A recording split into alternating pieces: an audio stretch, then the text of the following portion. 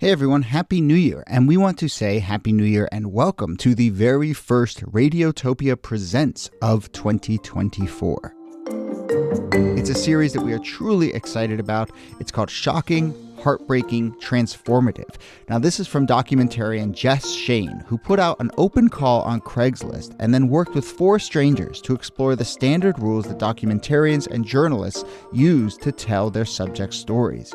So this series gets into all sorts of questions about what happens when people's real lives are collected, edited, and consumed. The show pulls back the curtain on what goes on behind the scenes of your favorite nonfiction shows. And then it turns in on itself and some really interesting twists and turns along the way in the making of the show. I've gotten to know Jess a little bit over the making of this show. Every time I chat with her, there's a new wrinkle to this story. It is really incredible. So go check out the new Radiotopia Presents series, Shocking, Heartbreaking, Transformative. It is out now on your favorite podcast platform.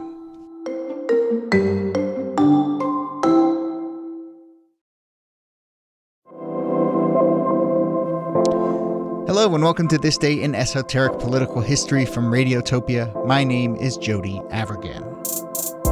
This day, July 16th, 1863, riots are spreading throughout New York City. They had started a couple days earlier in Lower Manhattan. Now they had spread to Brooklyn and Staten Island. Houses and businesses burning, mobs of people with bats and clubs roaming the streets. And the reason? A Civil War draft. The riot was in response to a new draft that had been put into place to conscript more troops to the Northern cause. Troop numbers were running low for the volunteer Northern Army.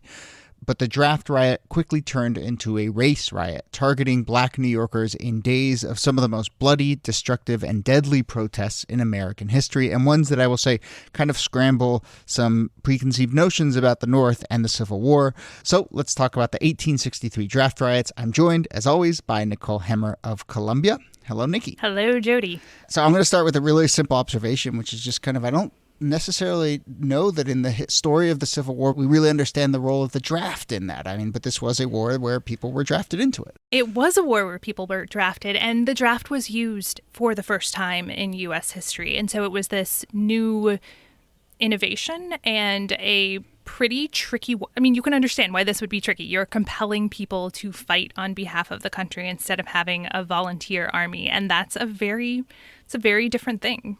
Yeah. And this happened, I will say, in the North and the South. Right? There was a conscription act in the Confederacy as well. So this is a really kind of interesting, complicated story. I do want to start just on the draft part and then talk about how it evolves into a riot and a race riot. But who was getting drafted and kind of what were the contours of that as it first started going? Yeah, you're going to understand really well why this ends in civil unrest once you understand the contours of the draft. So for the draft, it was for any male citizen of a certain age range. So up to 35 if you were married, and then 35 to 45 if you were unmarried. And you could buy your way out of the draft for $300. A lot of money at the time, but for $300 you could buy your way out. And Black men were exempted because in 1857, the Supreme Court had ruled that no Black person could be a citizen of the United States. And since this was limited to male citizens, that excluded Black men from the draft. So I want to put that second part aside for a second, because this notion that Black people in the North not drafted to go fight a war against slavery is really fascinating. But this question of being able to buy your way out for $300. I mean, I suppose it is a reminder that drafts have always been unequal, and that there's always a split between, the working poor who are subject to the draft and other people who find their way to get out of it. Yeah, I mean, the war in which this is most reminiscent, or where these fights come to the surface the most, is the Vietnam War and the draft for that, because there were so many ways you couldn't buy your way out necessarily.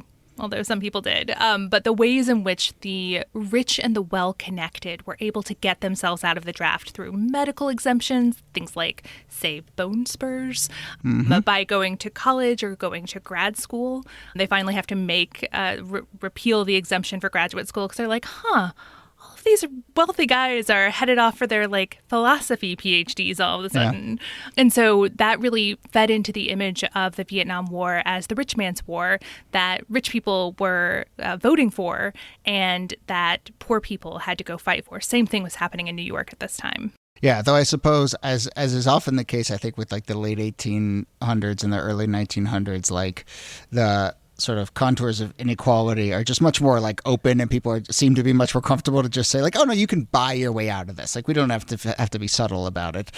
Just give us some money and you can use your privilege accordingly. You finally get over time some much more Rube Goldberg-like ways of getting out of the draft. Here, it's like pony up $300 and you're fine. So, who then, as a result of this, becomes the demographic that is being drafted into the war? I mean, it really feels like this is also flowing with another massive story of the time, which is, especially in New York City, newly arrived immigrant communities, right? Yeah, I mean, we're talking about an era where there was this new wave of mass immigration, but the immigration that was coming at the time was largely from Germany and Ireland. So you have these newly arrived or maybe some second generation immigrants from Ireland and Germany who see themselves as the most likely to be drafted, and rightly so, because they make up a large percentage of the population of the city. They're white and they don't have the resources to buy their way out of this. Right. Though, and I will also say, I mean, it is really interesting to think of, just an immigrant coming to this country, trying to make a life for themselves, and now all of a sudden being drafted into a civil war. I mean, just talk about a sort of tumultuous experience. But that said, I will say, I will also point out, as is often the case with war, there is an element of economic opportunity here. And a lot of new immigrants saw this, I think, as, joining the army is a way to, it's a job and it allows you to sort of build a life for yourself. Right, and it's a way of generating income. It is a way of, maybe less so than in the 18th century, a path of honor and a career path of a sort. But people wanted to have that choice. They didn't want to have it thrust upon them the way that the draft did. Right. So there is pushback to this, and I want to start to talk a little bit about the nature of the pushback. Does the pushback, as far as you can tell, come a little along those lines of like, hey, I just came to this country and now you're asking me to fight your war or like deal with your problems for you? Is there any of that going on here?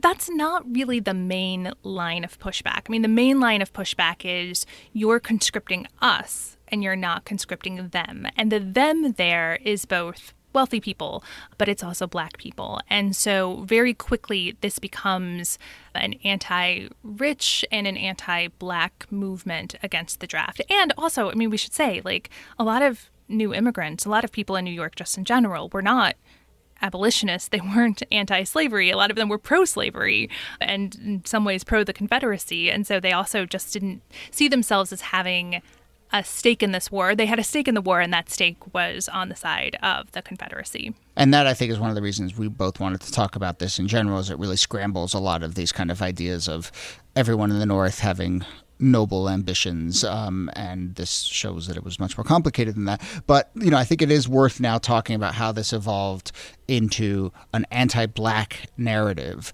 So, and again, this like starts to turn my head, into pretzels a little bit. But I guess I understand, why there was a sort of anti-rich sentiment in the pushback to this draft. But the anti-Black part of it, I mean, I don't know, is irony the right word? I mean, the fact is that this was a war that was being fought to end slavery, and now all of a sudden you have people on the side, ostensibly, that is fighting to end slavery, turning against Black New Yorkers. It's just sort of mind-boggling to me.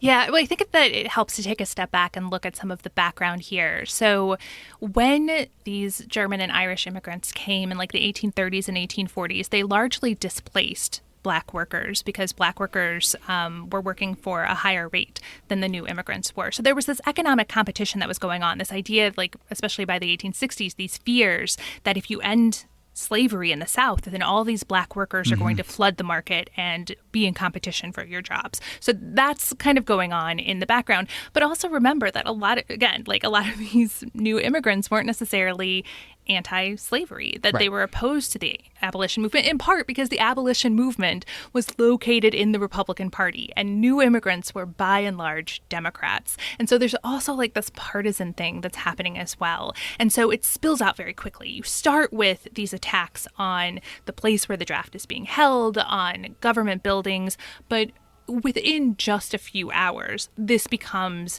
essentially like a racist pogrom. They start lynching Black people in the streets. They burn down a Black orphanage. If you are a Black person in New York and you are caught up in this mob, there is a very good chance that you are going to get caught up in this violent attack. Right. And so in the end, there's something like 120, maybe up to 700 people die, 2,000 are injured, millions of dollars in property damage. Again, I guess we should point out the movie Gangs of New York sort of depicts a little bit of this, but, it's like we don't walk around. Both of us live in New York City. I think a lot of people don't walk around with this notion that there was a racial riot in southern New York. We think of that as something that happened in cities like Wilmington or, other places in this country. Yeah, I think that one of the really important things that's happening right now is we're doing more with public memory to put these events front and center, right? There is no statue in New York that is erected to the memory of this racist riot, right? Even things like the Tulsa massacre in 1921, like we talk about it a lot more now as a racist massacre, but only really in mainstream ways in the last several years, and that too is memorialized in popular culture, which helps bring it to the forefront in the HBO series Watchmen. So I think that's starting to change. A little more on the nature of the riot and how it evolved from a draft riot to a race riot. There's again this anger against the people who can buy their way out of it, who are the most well-off in society, and that then transforms into anger against people all the way at the other end of the spectrum. And as you say, it's kind of pretty quick over a matter of hours and days. We have mobs attacking businesses that employ Black New Yorkers, including Brooks Brothers and Harper's Weekly and Knickerbockers. There's attacks on the homes of white abolitionists. They get roped into this as well. As you mentioned, 11 Black men are lynched over the course of 5 days of the riots. And one thing we should talk about is kind of how this riot comes to an end. And it's in part because troops are brought in to help suppress it. Yeah. So fresh from the battlefield at Gettysburg, which was, this terribly deadly 3-day battle, they come back to New York City in order to quell this civil unrest. It actually takes the military to put an end to this draft riot. And you can imagine kind of what the soldiers are thinking of all of this, because they are part of this army that people are being conscripted into. They have already faced just unspeakable violence on the battlefield. They're fighting against the Confederacy, and they come home and they see all of these political forces at play and all of this violence that's breaking out. I'm sure it is not what they wanted to be doing, although it was a lot safer than where they were coming from. Right. And it was 4,000 troops coming back from Gettysburg who came into the city and then all of a sudden had to help stop this rioting. One interesting thing about the legacy of this that I want to talk about is it really did change the makeup of New York City. There were deaths, but also you read people describe New York City as feeling like a more noticeably white city in the wake of this. And then as Black businesses attempted to come back, a lot of them were still blocked from doing so. And one interesting factor here is that, this also potentially plays a role in a lot of these Black-owned businesses relocating further uptown. And over the course of the next, half century, you see the rise of Harlem as really the Black epicenter in New York City. Yeah, you could understand this if you think about the draft riots as an act of essentially racist terror, that it wasn't just about the people who were killed or the businesses and homes burnt down in those days, but it was about the knowledge that this barely constrained or barely contained violent racism could be unleashed at any time, and that it just wasn't safe to be that person who was walking down the street when the next one of these riots erupted. And it does change not only the geography, but I think that's exactly right. Like when you go out on the street, who feels safe enough to be out there? And that changed for a while. Yeah.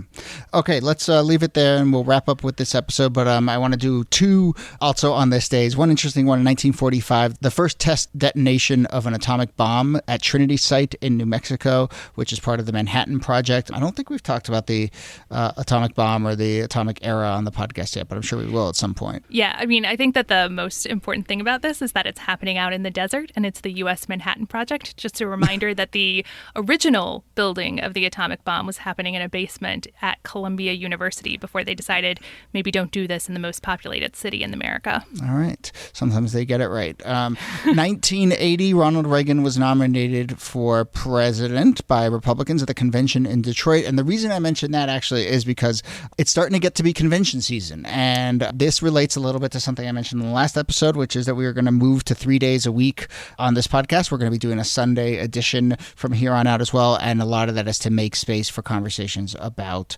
elections, including conventions. And so starting this Sunday, we're going to do something around some notable convention speeches, and it is convention season. It is VP selection season. It is nomination season. There's just a lot to go. And then not to mention further down the line into debates and policy fights and scandals and so forth. So lots of election stuff coming our way. And we're going to be doing a third episode around it. Yes, lots of October surprises that we need to be able to fit on the calendar. Yeah, some August and September ones as well, for sure. Indeed. Okay, Nicole Hammer, thanks to you as always. Thanks, Jody. This Day in Esoteric Political History is a proud member of Radiotopia from PRX. You can find out lots more, including how to suggest a topic at thisdaypod.com. Follow us on social media at thisdaypod. Our producer and researcher is Jacob Feldman. My name is Jody Avirgan. Thanks again for listening, and we'll see you soon.